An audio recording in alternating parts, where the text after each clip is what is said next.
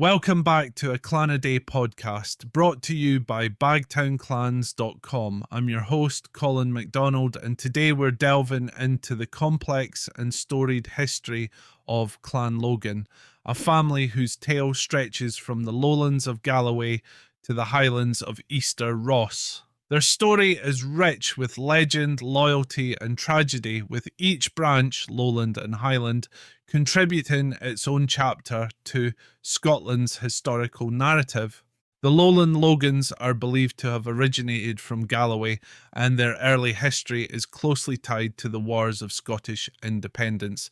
Two Logan knights, Sir Robert and Sir Walter, died in 1329 while accompanying Sir James Douglas on a pilgrimage to the Holy Land. They carried the heart of Robert the Bruce, intending to lay it to rest in Jerusalem, but perished in battle against Moorish forces in Spain. This act of loyalty, bravery, and sacrifice remains one of the most heroic episodes in the history of the clan.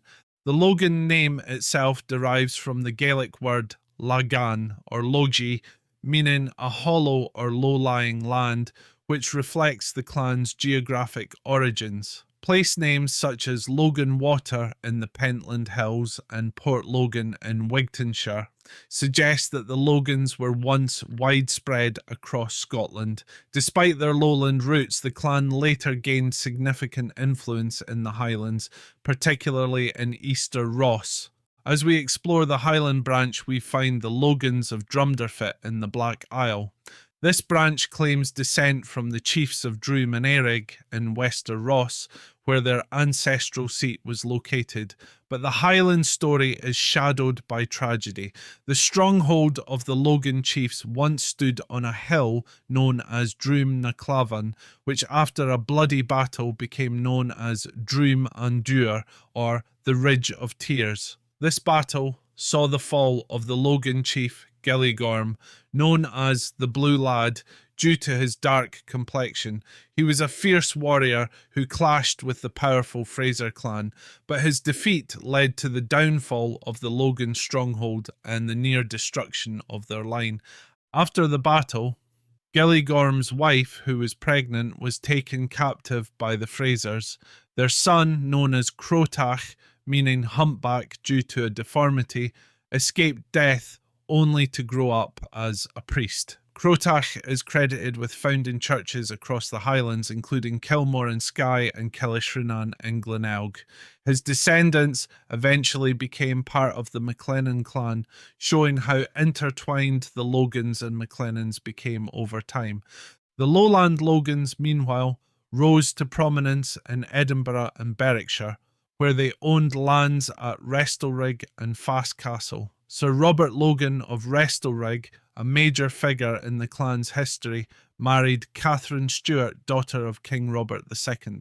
By 1400, Sir Robert was appointed Admiral of Scotland, cementing the Lowland Logans' status as powerful nobles with royal connections.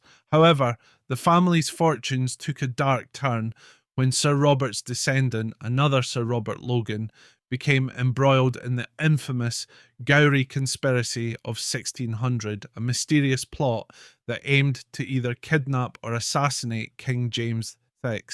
In a macabre twist, Sir Robert Logan died in 1606, but his involvement in the conspiracy came to light 2 years later through letters allegedly written by him. These letters implicated him deeply in the plot, and though he was already dead, his body was exhumed and brought to trial. Yes, you heard that right. Logan's bones were paraded before Parliament to be convicted of treason posthumously.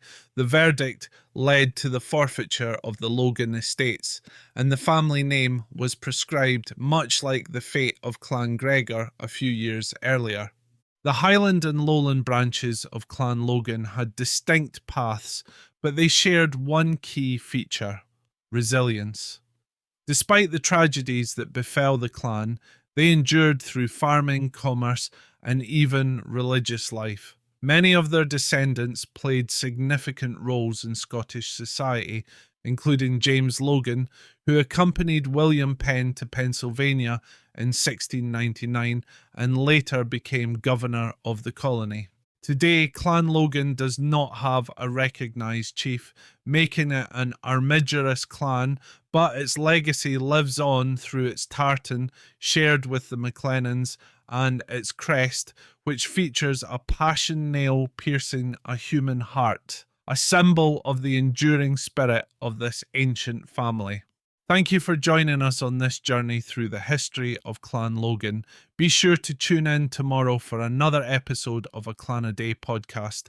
I'm your host, Colin MacDonald, and as always, go NARE and both are leet.